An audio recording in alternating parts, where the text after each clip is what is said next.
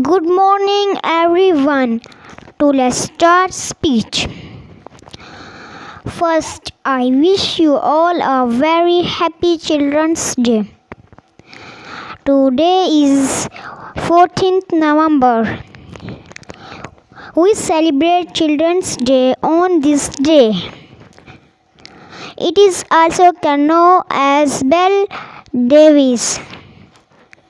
This day is the birthday of Pandit Jawaharlal Nehru.